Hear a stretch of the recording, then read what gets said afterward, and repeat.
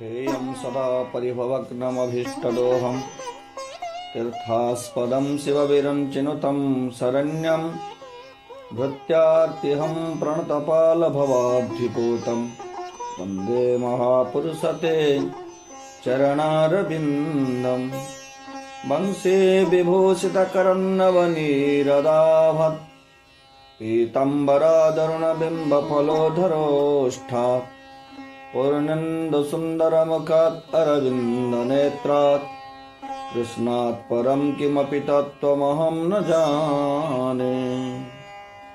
परम मंगलमय अखिल ब्रह्मांड अधीश्वर श्री श्री जगतरनाथ जगन्नाथंकर अभय पाद पद्मरे अनंत कोटि दंडवत करुछि एवं आज रही भागवत सत्र आपण मानकु श्रीमद् भागवत महापुराणर महात्मार किछि अंश आपण मानकु चर्चा करिबा पई जाउछि। जय जगन्नाथ। सनकादि ऋषि माने कहउछन, हे नारद, तुमे जो प्रश्न पचारिल, जो मैंने केबे हेले जीवन में पुण्य करना धर्म अर्जन करना यदि से भागवत श्रवण करती से उद्धार हुए कि ना, मु तुमको से विषय एक इतिहास कथा कहूँ। अत्र ते कीर्तयिष्याम इतिहासं पुरातनं यस्य स्मरण मात्रेण पापहानि प्रजायते। जहाँ को शुणा मात्रके तुम पाप ताप निश्चित भाव नष्ट हो समस्त। तुंगभद्रा नामक नदी कूल उत्तम नामक एक नगर थिला एवं सही उत्तम नामक नगर रे आत्मदेव नामक एक ब्राह्मण निवास करथिले। आत्मदेव आम इतिहास दृष्टि विचार कले गोटे प्रकार अर्थ आसीबो एवं आध्यात्मिक दृष्टि विचार कले अन्य गोटे अर्थ मध्य आसीबो। तुंगभद्रा अर्थ श्रेष्ठ कल्याणकारी, तुंग अर्थात श्रेष्ठ, भद्रा अर्थात कल्याणकारी। श्रेष्ठ कल्याणकारी किए ना मानव शरीर। ये मानव शरीर हूँ श्रेष्ठ कल्याणकारी शरीर। ये मानव शरीर हूँ उत्तम नगर, सबुठ उत्तम नगर। ये मानव शरीर रे त्रिवर्ग द्वारा चतुर्थ पुरुषार्थ को लक्ष्य को हासिल करा जाए। त्रिवर्ग कौन ना धर्म अर्थ काम। ये धर्म अर्थ काम को ठीक भाव में संपादन कले चतुर्थ पुरुषार्थ मोक्षर प्राप्ति होता है। कहीं सबु धर्म को पालन करने शरीर हूँ प्रथम शरीर माध्यम खल धर्म साधन। धर्माचरण करने शरीर मिली भजन करने शरीर मिली। कल्याणकारी मानव शरीर उत्तम नगर, उत्तमम नगरम। ये शरीर नगर रे मानव शरीर हूँ गोटे जंक्शन कहले अत्युक्ति हे ना। यही जंक्शन रे आपण माने नरक को जाई परिबे, स्वर्ग को जाई परिबे एवं अपवर्ग अर्थात मोक्ष को मध्य प्राप्ति करि परिबे। आज ये मानव शरीर प्राप्ति करिकी साधना न करिकी आत्मघाती हो जाए, हत्यार हो जाए, आत्महत्या कर दिए, ताठू दुर्भाग्य दुनिया रे कई नहांती।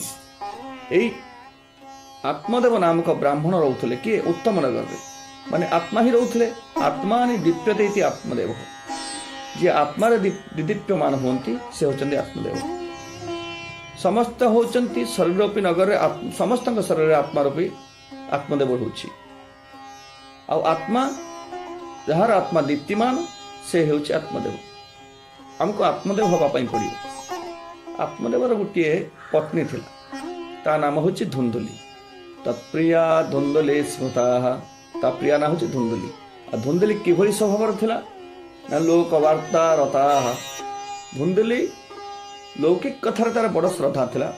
लोकंक कथा कहिबार से बहुत रस प्राप्ति करथला, किंतु भगवान को कथा ताको श्रद्धा आसु नथिला। भगवान को कथा जेतेबेले आसे ताको निद आसी जाए। धुंधुली क्रूर थिला, बहुत कथा कहूला, आ कृपण स्वभाव थिला, स्वार्थी भी थिला। तार कहा पर भरोसा नथिला। धुंधुली अर्थात विश्वास कहा से करे नहीं। तर्क हूँ तार स्वभाव।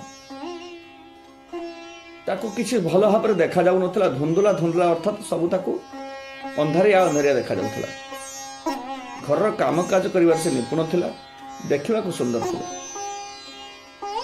ये बुद्धि होची धुंधुली। बुद्धिर स्वभाव होची तर्क करिवो। कौन सी कथा को भरोसा करि पारे नाही बुद्धि ताको सब अंधारिया अंधारिया देखा जाए। बुद्धि होची सुंदर किंतु स्वार्थी। आत्मदेव धनवान थिले किंतु तांकर गोटिए कथारे दुख थिला, तांकर पुत्र संतान केही नथिले। किंतु ए दुख धुंदली को नथिला, कहीं आत्मादेव चाहूले तांकर विवेक नामक पुत्र नाही, सेथिपाई से दुखित होते। जेपर्यंत विवेक नामक पुत्र उत्पन्न होईछि से पर्यंत जीवात्मा मुक्ति किभली पाइबो। विवेक अर्थात ज्ञान मानव शरीर मुख्य प्राप्ति करबा पई मिलिछि। आ मुख्य ज्ञान रु मिले, ज्ञान विवेक रु मिले। विवेक किभली प्राप्ति हुए ना विवेक महापुरुष मानक सहित संगति प्राप्ति होता है। धुंदली को भागवत कथार तो रस नथिला। धुंदली विषय आसक्त बुद्धि, बुद्धि सांसारिक क्षेत्र में आसक्त हो जाइथिला। बुद्धि को भगवान को भजन रे रस मिलवार किसी चाहू नथिला। तेणु विवेक नामक पुत्र ताहाकू से जन्म करि पारुनथिला। निजर मति सतसंग रे लगेई देले रखिबा दरकार।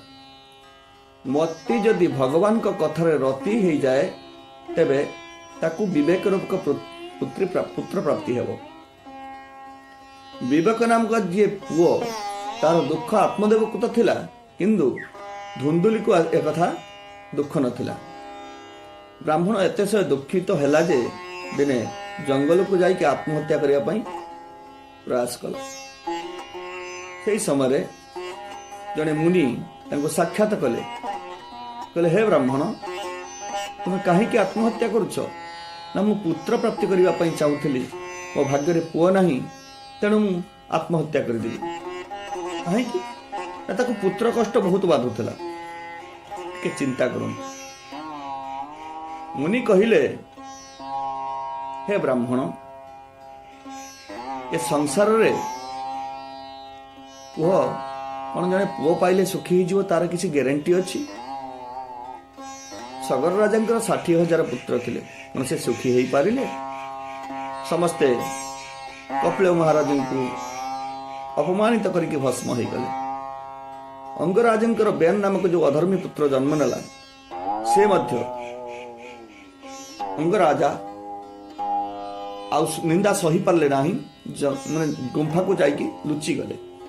तेणु केवल पुत्र प्राप्ति होले जे जने सुखी हो से किसी ग्यारंटी न थाए। पुणी पुओ मध्य केते प्रकार होई थांती। ऋणानुबंधी पुत्र, शत्रुपुत्र, उदासीन पुत्र एवं कर्तव्यपरायण पुत्र। ए कर्तव्यपरायण पुत्र कई भाग्यशाली को ही मिलता है, समस्त को तो प्राप्ति ही न थाए ना। तेणु तुम्हें पुओ पुओ हुआ नहीं, से भगवान के चरण में मनोनिवेश कर, से गोविंद को पुत्र रूपे स्मरण कर एवं तांकरी पाखर पादपद्म मन लगे कि तुम जीवन को आनंदित कर, सुखी कर। किंतु आत्मदेव को पुत्र प्राप्ति पर विशेष आकांक्षा थिला, तेणु से साधुंकर कथा को ग्रहण करि पारले नहीं। कहले देखंतु बाबा, साधु कहले देख आत्मदेव मु तुमर प्रारब्ध देखि पारुछि। तुम गोटे जन्म कौन, तुम 7 जन्म पर्यंत मात्र पुत्र प्राप्ति हो पार ना। तेणु ये पुत्र चिंता को छाड़ी दियो। आ देख मु सन्यास भाव में केते सुखी रे अछि। तुम से सन्यास नियो, अर्थात जीवन रे कर्तव्य कर्म तो कर, कर्तव्यर कर्तापण को तुम त्याग कर दे कि प्रभु को ऊपर छाड़ी दियो। सब प्रभु को इच्छा को स्वीकार कर नियो, तुम्हें जीवन में शांति पाइबो। किंतु आत्मदेव तुम पुत्र रूपी भूत चढ़ी से साधुंकर कथा को ग्रहण कले ना। साधु भाविले ये जो ता पाखरे जो पुओ रूपी जो भूत ता मस्तिष्क चढ़ी से बिना लात न खेला पर्यंत बाहर ना। तेणु शेष साधु कौन कले ना गोटे फल ताकू प्रदान कले। कहले फलटा को लेकिन तुम पत्नी को खुएई दब। आत्मदेव प्रसन्न होगी फलटा को लेकिन चली आसिले एवं धुंदली को फल प्रदान कले। कहले हो शुणुच साधु बाबा गोटे फल देइछंती, ए फल को तुम्हें खाई दियो, खाईदेले तुम पुत्र प्राप्ति हम। ये आत्मदेव टिके भूल कले। साधु कही फलटा को लेकिन तुम पत्नी को खुएई देव, कि आत्मदेव आणिकी धुंदली हाथ में देदेले। आत्मदेव ताको खुएले नहीं। धुंदली तो बुद्धि तो हूँ धुंदली ना, से कौन से कथा को शीघ्र विश्वास करि पारंती नहीं। हाथ में तो फल अच्छी, धुंदली भाविबा को लगिला। ମୁଁ ଫଳ ଖାଇବି ସତ, ପୁତ୍ର ଯଦି ହୁଏ ବି ତାହା ବି ଠିକ୍, କିନ୍ତୁ ଏହାଠାରୁ ଅଧିକ ସୁଖ ମିଳିବ ନା କମ୍ ସୁଖ ମିଳିବ? ଧୁନ୍ଦୁଲି ଚିନ୍ତା କଲେ। ଧୁନ୍ଦୁଲି ଭାବିଲେ, ଯଦି ପୁତ୍ର ହୁଏ ଘରର କାମ ତ କରିପାରିବି ନାହିଁ, ଆଉ ଯଦି କାମ ନ କରିପାରିବି ମୋ ସ୍ୱାମୀ ମୋ ନଣନ୍ଦକୁ ନେଇ ଆସିବେ, ଆଉ ନଣନ୍ଦକୁ ନେଇ ଆସିଲେ ମୋ ନଣନ୍ଦ ତ ଚୋରି କରିକି ଅନେକ ପଦାର୍ଥ ନେଇଯିବ। ତେଣୁ ତାପରେ ଆଉ ଗୋଟିଏ କଥା, ମୁଁ ଶୁଣିଛି ପ୍ରସୂତି ସମୟରେ ଅନେକ କଷ୍ଟ ବି ହୁଏ, ସେ କଷ୍ଟ ବି ଭୋଗିବା ପାଇଁ ପଡ଼ିବ। ଆଉ ମୁଁ ମଧ୍ୟ ଶୁଣିଛି ପ୍ରସୂତି ସମୟରେ ଅନେକ ନାରୀମାନେ ମରିଯାଇଥାନ୍ତି, ମୃତ୍ୟୁ ହୋଇଯାଇଥାଏ। ତେଣୁ ଯଦି ଦୈବାତ ମୋର ମଧ୍ୟ ମୃତ୍ୟୁ ହୋଇଗଲା, ମୁଁ କ'ଣ କରିବି? ଆଉ ଧରନ୍ତୁ ଯଦି ମୃତ୍ୟୁ ନ ହେଲା, ସେ ପୁଅଟାକୁ ବା ପାଳି ପୋଷିକି ବଡ଼ କରିବା ତ ବହୁତ କଠିନ। ରାତି ରାତି ମୋତେ ମୂତ୍ର ବିଛଣାରେ ଶୋଇବା ପାଇଁ ପଡ଼ିବ, ମଳମୂତ୍ର ବିଛଣାରେ ଶୋଇବା ପାଇଁ ପଡ଼ିବ, ପୁଅକୁ ଭଲ ଜାଗାରେ ଶୋଇବା ପାଇଁ ପଡ଼ିବ। ଏ କଷ୍ଟର ତ ସୀମା ନାହିଁ। ଏସବୁ କରିବା ଅପେକ୍ଷା ଆଉ ପୁଣି ଏଥିରେ ବି କିଛି ଗ୍ୟାରେଣ୍ଟି ନାହିଁ ଯେ ବୁଢ଼ା ସମୟରେ ସେ ପୁଅ ଆମକୁ ପୋଷିବ, ଆମ କଥା ବୁଝିବ, ସେଥିରେ ମଧ୍ୟ କିଛି ଗ୍ୟାରେଣ୍ଟି ନାହିଁ। ତେଣୁ ବହୁତ ବିଚାର କରିବା ପରେ ଧୁନ୍ଦୁଲି ଚିନ୍ତା କଲା, ମୁଁ ଭାବୁଛି ଏ ସଂସାରରେ ବନ୍ଧ୍ୟା ଓ ବିଧବା ହିଁ ସୁଖୀ। ତେଣୁ ସେ ଫଳକୁ ଖାଇବା ପାଇଁ ତାର ଇଚ୍ଛା ଆଉ ହେଲା ନାହିଁ। ଧୁନ୍ଦୁଲି ହାତରେ ଫଳ ଧରିକି ଏଇଭଳି ଚିନ୍ତା କରୁଛି, ଏହି ସମୟରେ ଧୁନ୍ଦୁଲିର ସାନ ଭଉଣୀ ଆସିକି ସେଇଠାରେ ପହଞ୍ଚିଲେ। ନାନୀ, ତୁମେ କ'ଣ କରୁଛ? କ'ଣ ଚିନ୍ତା କରୁଛ? ଧୁନ୍ଦୁଲି କହିଲା, ଦେଖ, ମୋର ଗୋଟେ ସମସ୍ୟା ସୃଷ୍ଟି ହେଇଛି। ତ ଭିଣୋଇ ମୋ ପାଇଁ ଗୋଟିଏ ଫଳ ଆଣିକି ଦେଇଛନ୍ତି ଏବଂ କହୁଛନ୍ତି ଏ ଫଳଟାକୁ ଖାଇଦେଲେ ପୁତ୍ର ପ୍ରାପ୍ତି ହେବ। ଧୁନ୍ଦୁଲିର ଭଉଣୀ କହିଲା, ଠିକ୍ ଅଛି, ଫଳଟାକୁ ଖାଉଦଉନୁ, ଖାଇଦିଅ, ତମର ତ ପୁତ୍ର ଆବଶ୍ୟକ ଥିଲା। କହିଲା, ମୁଁ ଫଳ ଖାଇବି ଯେ ଏଥିରେ ଲାଭ କିଛି ପ୍ରାପ୍ତି ହେବ ନାହିଁ। ନା କାହିଁକି? ତାର ନିଜ ସମସ୍ତ ଚିନ୍ତନ ଗୁଡ଼ିକୁ ତା ଭଉଣୀକୁ ଶୁଣେଇଦେଲା। ତା ଭଉଣୀ କହିଲା, ଯଦି ତୁମ ପତି ଯେତେବେଳେ ତୁମକୁ ପୁତ୍ର ମାଗିବି ତୁମେ କ'ଣ କରିବ? କହିଲା, ସେଇ ଚିନ୍ତା ତ ମୋତେ ଘାରିଛି। ଧୁନ୍ଦୁଲି କହିଲା, ଠିକ୍ ଅଛି ଭଉଣୀ, ତୁ ମୋତେ କିଛି ଗୋଟିଏ ବୁଦ୍ଧି ଦେ। ତା ଭଉଣୀ କହିଲା, ଦେଖ ନାନୀ, ମୁଁ ତୁମକୁ ବର୍ତ୍ତମାନ ମୋର କିଛି ଦିନ ପରେ ପୁତ୍ର ହେବାର ଅଛି, ସନ୍ତାନ ହେବାର ଅଛି। ଏ ଦୁନିଆରେ ଦୁଇ ପ୍ରକାର ଲୋକ ଅଛନ୍ତି। କିଛି ଲୋକଙ୍କ ପାଖରେ ପ୍ରଚୁର ଖାଇବାକୁ ଅଛି, ହେଲେ ଖାଇବା ଲୋକ ନାହାନ୍ତି। ଆଉ କିଛି ଲୋକଙ୍କ ପାଖରେ ଖାଇବାକୁ ନାହିଁ, କିନ୍ତୁ ଖାଇବା ଲୋକ ଯଥେଷ୍ଟ ଅଛନ୍ତି। ଆଉ କିଛି ଲୋକଙ୍କ ପାଖରେ ଖାଇବା ପଦାର୍ଥ ଅଛି ଏବଂ ଖାଇବା ଲୋକ ମଧ୍ୟ ଅଛନ୍ତି, ହେଲେ ଶରୀର ଠିକ୍ ନାହିଁ, ଖାଇ ବି ପାରନ୍ତି ନାହିଁ। ତିନି ପ୍ରକାର ଲୋକ ଅଛନ୍ତି। ଧୁନ୍ଦୁଲିର ଭଉଣୀ କହିଲା, ନାନୀ, ମୁଁ ମଧ୍ୟ ସେହି ପ୍ରଥମ କ୍ୟାଟେଗୋରୀର ପ୍ରଥମ ପ୍ରକାରର ଲୋକ। ମୋ ଘରେ ଖାଇବାକୁ ନାହିଁ, ହେଲେ ଖାଇବା ଲୋକ ଅନେକ ଅଛନ୍ତି। ତେଣୁ ତୁ ଗୋଟିଏ କାମ କର, ଆଉ କିଛି ଦିନ ପରେ ମୋର ପୁତ୍ର କୌଣସି ଗୋଟେ ସନ୍ତାନ ହେବ। ତେଣୁ ସେଇ ସନ୍ତାନକୁ ମୁଁ ତୋତେ ଦେଇଦେବି, ଆଉ ତୁ ମୋତେ କିଛି ଧନ ଦେଇଦେବୁ। ତେଣୁ ମୋର ସମସ୍ୟା ମଧ୍ୟ ଦୂରୀଭୂତ ହୋଇଯିବ, ଆଉ ତୋର ସମସ୍ୟା ମଧ୍ୟ ଦୂରୀଭୂତ ହୋଇଯିବ। ଏବଂ ପରସ୍ପର ଯୋଜନା ଅନୁସାରେ ପ୍ରସୂତିର ନାଟକ ତିଆରି କରିନେଲେ ଏବଂ ଧୁନ୍ଦୁଲି ତାର ପୁଅକୁ ଯେତେବେଳେ ଜନ୍ମ ହେବ ସେ ତା ପୁଅଟାକୁ ନେଇ ଆସିଲେ। ଏବଂ ସ୍ୱାମୀ ତ ଆତ୍ମଦେବତା ସରଳ ଲୋକ, ତେଣୁ ଆତ୍ମଦେବକୁ ବୁଦ୍ଧି ରୂପୀ ଧୁନ୍ଦୁଲି ବୁଝେଇ ଦେଲା, ମୋର ତ କ୍ଷୀର ହେଉନାହିଁ, ମୋ ଭଉଣୀର ପୁଅଟିଏ ହେଇକି ମରିଯାଇଛି, ତେଣୁ ମୁଁ ତାକୁ ଆଣିକି ତାରି କ୍ଷୀର ଦ୍ୱାରା ମୋ ପୁଅକୁ ଲାଳନ ପାଳନ କରିବି। ଆତ୍ମଦେବ ବୁଝିଗଲେ ଏବଂ କିଛି ଦିନ ପରେ ସେ ଯେଉଁ ଫଳଟି ଥିଲା ତାକୁ କ'ଣ କରିଥିଲେ ନା ତାକୁ ପରୀକ୍ଷା ସ୍ୱରୂପ ଗୋଟେ ଗାଈକୁ ଖୁଆଇ ଦେଇଥିଲେ। ଆଉ ସେ ଗାଈ ଯେତେବେଳେ ସେ ଫଳକୁ ଖାଇଥିଲା, ତାର ଠିକ୍ 3 ମାସ ପରେ ସେ ଗାଈ ପେଟରୁ ମଧ୍ୟ ଗୋଟିଏ ପୁଅ ଜନ୍ମ ହେଲା, ଯାହାର କି କାନ ଦୁଇଟି ଗୋରୁ କାନ ଭଳିଆ ହେଲା ଏବଂ ତାକୁ ସେ ପିଲା ଦୁଇଟିଙ୍କର ନାମକରଣ କରାଗଲା। ଆତ୍ମଦେବଙ୍କ ନାମକରଣ କରିବା ପରେ ଧୁନ୍ଦୁଲି ତା ନିଜ ନାଁ ଅନୁସାରେ ପିଲାର ନାଁ ଦେଲା ଧୁନ୍ଦୁକାରୀ ଏବଂ ଗୋରୁ ପେଟରୁ ଜନ୍ମ ହୋଇଥିବା ଗାଈ ପେଟରୁ ଜନ୍ମ ହୋଇଥିବା ସେ ପିଲାର ନାଁ ହେଲା ଗୋକର୍ଣ୍ଣ। ଗୋକର୍ଣ୍ଣ ଧୀରେ ଧୀରେ ପିଲା ଦୁଇଟି ବଢ଼ିବା ପାଇଁ ଲାଗିଲେ। ଆଉ ଯେତେବେଳେ ପିଲା ଦୁଇଟି ବଢ଼ିବା ପାଇଁ ଲାଗିଲେ, ସେତେବେଳେ କ'ଣ ହେଇଛି ନା ଧୁନ୍ଦୁକାରୀ ଦୁଷ୍ଟ ହେଇକି ବାହାରିଲା ଏବଂ ଗୋକର୍ଣ୍ଣ ଅତିଶୟ ସନ୍ଥ ଭାବରେ ଜନ୍ମ ନେଲା। ସଦାସର୍ବଦା ଭଗବତ କର୍ମ, ଭଗବତ ଚର୍ଚ୍ଚା, ପ୍ରତ୍ୟେକ ଦିନ ସୂର୍ଯ୍ୟ ଅର୍ଘ୍ୟ ବ୍ରତ ନିୟମ ପାଳନ କରିକି ଗୋକର୍ଣ୍ଣ ବଡ଼ ମହାତ୍ମା ହେଲେ। ଏବଂ ଧୁନ୍ଦୁକାରୀ କ'ଣ କଲା ନା ଧୁନ୍ଦୁକାରୀ ସଦାସର୍ବଦା ସାଇ ପଡ଼ିଶା ଛୁଆଙ୍କ ସହିତ ମାରପିଟ କରିବା, ଚୋରି କରିବା, ଏଇଭଳି ବିଭିନ୍ନ ପ୍ରକାର ଦୁଷ୍ଟ ପ୍ରବୃତ୍ତି ନେଇକି ଧୀରେ ଧୀରେ ବଢ଼ିଲା।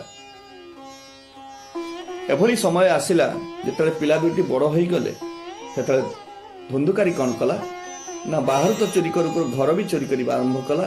ଘର ଚୋରି କରିକି ସମସ୍ତେ ଧୀରେ ଧୀରେ ଏଭଳି ସମୟ ଆସିଲା ବାପାଙ୍କୁ ସମ୍ପତ୍ତି ମାଗିଲା, ପଇସା ମାଗିଲା, ବାପା ପଇସା ନ ଦେବା ତାଙ୍କୁ ମାଡ଼ ମରିକି ମଧ୍ୟ ପଇସା ନେଲା। ଏଇଭଳି ଭାବରେ ଅନେକ କାମ କରିକି ଧୀରେ ଧୀରେ ବେଶ୍ୟାସକ୍ତ ହେବା ଏବଂ ଭ୍ରଷ୍ଟାଚାରୀ ହେବା, ବ୍ୟଭିଚାରୀ ହେବା, ଶେଷରେ ଶସ୍ତ୍ର ଧାରଣ କରିକି ଚାରିଆଡ଼େ ବୁଲିବା, ଏଇଭଳି ଭାବରେ ଧୁନ୍ଧୁକାରୀ ଅତିଶୟ ଦୁଷ୍ଟ ଖଳ ପାଲଟିଗଲା। ଦିନେ ବାପାଙ୍କୁ ବହୁତ ଧୁନ୍ଧୁକାରୀ ପିଟିଲା ଏବଂ ପିଟିବା ପରେ ବାପା ମଧ୍ୟ ଶୋକରେ କାନ୍ଦୁଛନ୍ତି। କହିଲେ ବାବା ଠିକ କହୁଥିଲେ ସାଧୁ ବାବା ଯେ ତୋ ଭାଗ୍ୟରେ ପୁଅ ନାହିଁ, ତୁ କାହିଁକି ପୁଅ ପୁଅ ହଉଛୁ? ଆଜି ମୁଁ ପୁଅ ତ ପାଇଲି, ହେଲେ ପୁଅର ଦୁଃଖକୁ ଆଉ ସହିପାରୁନାହିଁ। ସୁତ କଶ୍ୟ ଧନମ କଶ୍ୟ, ଆରେ କିଏ କାହାର ପୁଅ? ଏହି ସମୟରେ ଗୋକର୍ଣ୍ଣ ଆସିକି ପହଞ୍ଚିଛନ୍ତି। ଗୋକର୍ଣ୍ଣ ଅର୍ଥାତ କ'ଣ ନା ଶୁଣିଥିବା ଜ୍ଞାନ, ଯେଉଁ ଜ୍ଞାନ ଶୁଣା ଯାଇଥାଏ ତାକୁ କେବେ ଆଚରଣରେ ପ୍ରକାଶ କରାଯାଇନଥାଏ, ତାହା ହେଉଛି ଗୋକର୍ଣ୍ଣ। ଆଉ ଯେଉଁ ଜ୍ଞାନ ଆଚରଣରେ ପ୍ରକାଶ ହେଇଯାଏ ତେବେ ସେଇଟା କ'ଣ ହୁଏ? ସେଇଟା ଆମକୁ ଶାନ୍ତି ଦେଇଥାଏ। ଆଜି ହେଲେ କ'ଣ ହେବ? ଆତ୍ମଦେବ ଯେଉଁ ଜ୍ଞାନ ଗୁଡ଼ିକ ଶୁଣିଥିଲା ଆଜି ସେଇଟାକୁ ନିଜେ ନିଜେ ଚିନ୍ତନ କଲା। ହଁ, ଦେହସ୍ତେ ମାଂସରୋଧିରେ ଭୀମତିଂ ତ୍ୟଜତ୍ୱଂ ଜାୟା ସୁତାଦିଷୁ ସତା ମମତଂ ବିମୁଞ୍ଚ ପଶ୍ୟାନିଶଂ ଜଗଦିଦଂ କ୍ଷଣଭଙ୍ଗନିଷ୍ଠ ବୈରାଗ୍ୟ ରାଗ ରସିକୋ ଭବ ଭକ୍ତିନିଷ୍ଠ। ହେ ବାପା, ଆପଣ କାହିଁକି କାନ୍ଦୁଛନ୍ତି? ଏ ସଂସାରରେ କିଏ କାହାର ପୁତ୍ର, କିଏ କାହାର ବାପ? କେବଳ ସ୍ନେହବାନ ପ୍ରତ୍ୟେକ ମୁହୂର୍ତ୍ତରେ ନିଜକୁ ଜଳିଥାଏ, ଏଇ କଥାକୁ ଚିନ୍ତା କରିକି ଜଳିଥାଏ। ଏ ସଂସାରରେ କେହି କାହାର ନୁହନ୍ତି। ଏ ଶରୀର ଯେତେବେଳେ ନିଜର ନୁହେଁ, ଶରୀର ସମ୍ବନ୍ଧୀ ମାନେ କେବଳ ନିଜର ହେବେ। ଦେହସ୍ଥି ମାଂସ ରୁଧିରେ ଭୀମତିଂ ତ୍ୟଜତ୍ୱଂ, ଏ ଦେହ କେଉଁଥିରେ ତିଆରି ହେଇଛି?